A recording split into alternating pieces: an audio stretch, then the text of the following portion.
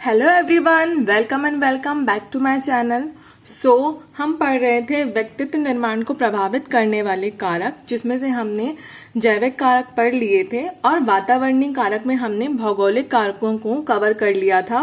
भौगोलिक कारक में क्या क्या स्थलाकृति, जलवायु, खाना पीना और पहनावा आता है। अब हमें पढ़ना था सामाजिक कारकों के बारे में।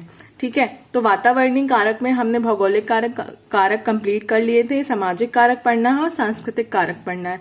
तो चलो स्टार्ट करते हैं। भौगोलिक कारक में सामाजिक कारक में आता है परिवार, समाज, शिक्षा, अर्थव्यवस्था और राज्य व्यवस्था। इन सबको हम वन बाय वन देखेंगे कि परिवार कैसे प्रभावित करता है वातावरण परिवार कैसे प्रभावित करता है किसी के व्यक्तित्व को।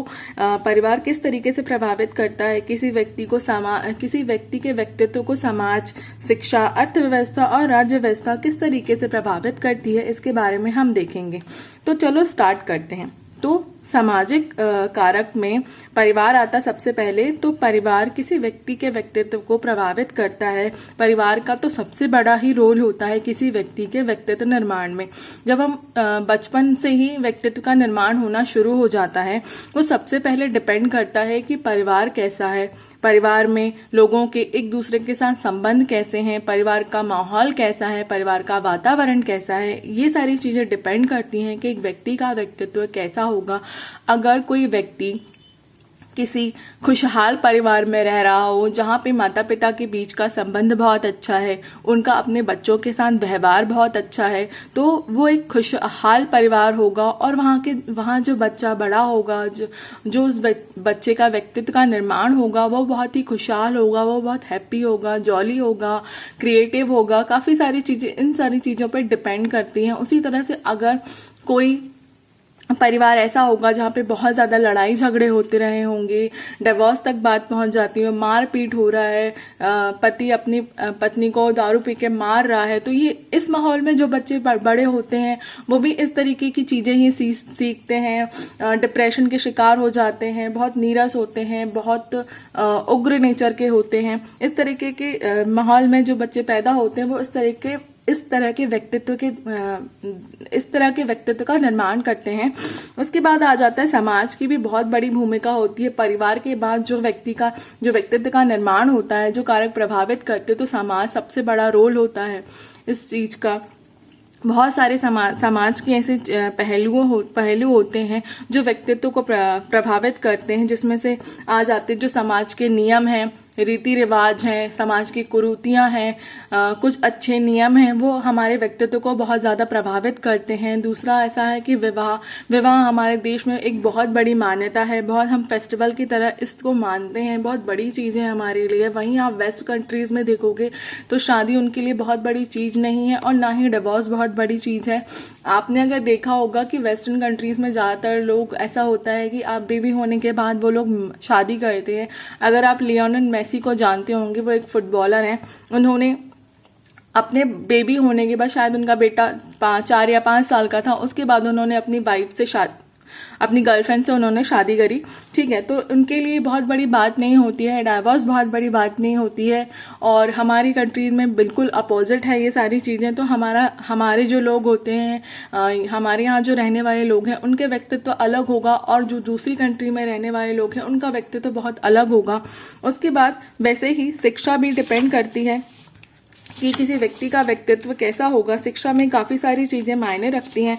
वो ये है कि पाठ्यक्रम, जिसे हम करिकुलम कहते हैं, कि पाठ्यक्रम कैसा डिजाइन है, सरकार क्या चाहती है कि हमारे जो आने वाला भविष्य है वो कैसा हो, किस तरीके का हो। क्या वो एंटरप्रेन्योरशिप होना चाहिए, क्या वो एक नौकरी करने वाला होना चाहिए, क्या वो एक देशभक्त होना चाहिए, क्या वो एक अच्छा नागरिक होना चाहिए, या उसकी मॉरलिटी अच्छी होनी चाहिए। तो अगर सरकार को ऐसी चीजें चाहिए तो उन्हें इस तरीके का करिकुलम या पाठ्यक्रम भी डिजाइन करना होगा कि अगर वो चाहते हैं कि हमारा जो बच्चा है, भविष्य है, वो एक देशभक्त बने, तो हमें वैसी चीजें डालनी पड़ेगी।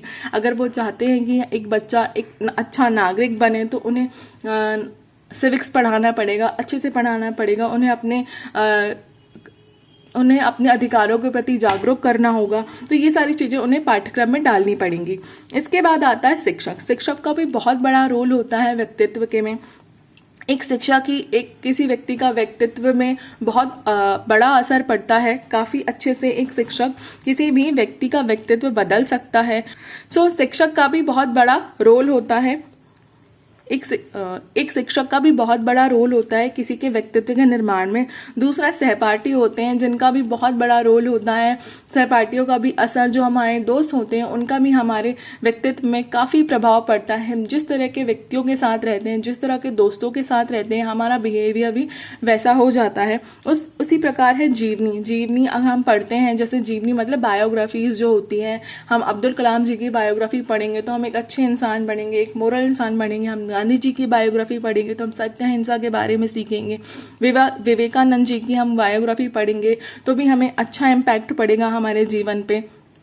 उसी तरह हम किसी स्पोर्ट्स पर्सन की बायोग्राफी पढ़ते हैं, जैसे आप युवराज सिंह की बायोग्राफी पढ़ोगे तो किस तरीके से उन्होंने कैंसर से लड़ा, उसके बारे में उन्होंने अपनी बायोग्राफी में लिखा हुआ है। तो आप उस तरीके के स्पिरिचुअल उस तरीके के इंसान बनोगे कि कैसे उन्होंने अपने कैंसर से लड़के आगे बढ़े।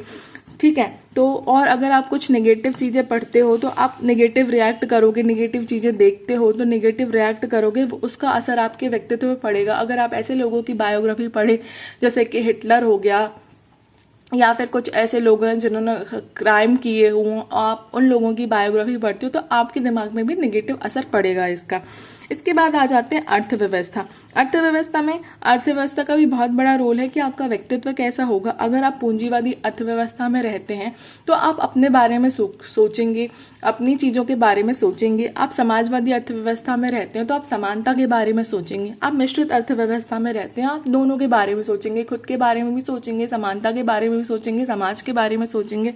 ठीक है, वैसे ही आ जाता है राजतंत्र में अगर आप लोकतांत्रिक देश में रह रहे हैं, हमारे जैसे देश में रह रहे हैं, तो आपका बिहेवियर, आपका व्यक्तित्व बहुत अलग होगा, आपका नेचर बहुत अलग होगा। आप जैसे तानाशाही कंट्री में रह रहे हैं, तानाशाही वाले देश में रह रहे हैं जहाँ पे आपको बिल्कुल भी फ्रीडम नहीं है, तो आपका बिहेवियर भी वैसा ही हो जाएगा। डर डर के जीने लगोगे, थोड़ा भय का माहौल रहेगा। जैसे कि आप नॉर्थ कोरिया में अगर आप रह रहे हो तो आपको पता है कि वहाँ का माहौल कैसा है। आप कुछ भी यूज नहीं कर सकते, बिना बताए कहीं जा नहीं सकते, कुछ ऐसी चीजें नहीं कर सकते, अपनी मनमर्जी नहीं कर सकते।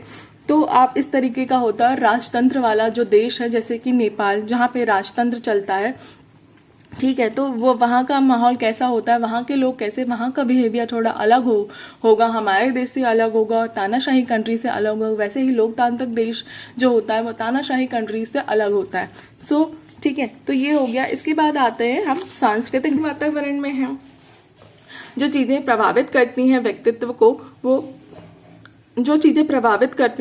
को, सांस्कृतिक प्रथाएं मतलब जो भी प्रथाएं हैं, जैसे कि हमारे देश में, हमारे कल्चर में बहुत सारी ऐसी सांस्कृतिक प्रथाएं हैं। हिंदू धर्म में बहुत सारी ऐसी सांस्कृतिक प्रथाएं हैं जिसको हम बोल देते हैं, आप बोलोगे जैसे कि 16 संस्कार है, हम अनुष्ठान करते हैं, पुराण पढ़ते हैं, ये सारी चीजें हो गई हमारी सांस्कृतिक प्रथाएं।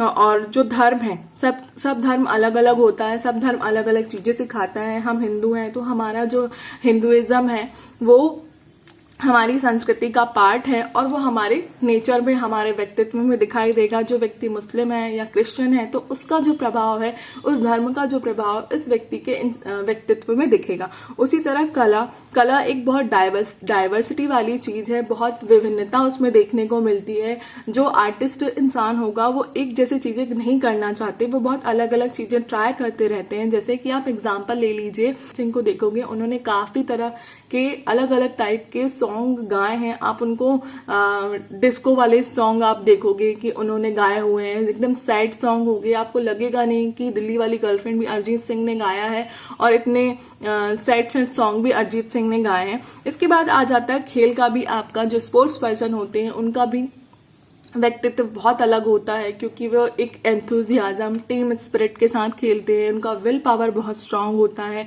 जो उनके व्यक्तित्व पे दिखता है। आप ऋषभ पंत को जानते होंगे, उन्होंने कितने भयानक एक्सीडेंट का सामना किया, उसके बाद उन्होंने 1-1.5 साल के अंदर अपने आप को रिकवर किया और वापस कमबैक किया। युवराज सिंह अपने कैंसर से लड़के उन्होंने वापस से खेलना स्टार्ट करा। ये एक बहुत बड़ी बात होती है, ये एक खेल स्पिरिट है, एक स्पोर्ट पर्सन ही ऐसा कर सकता है।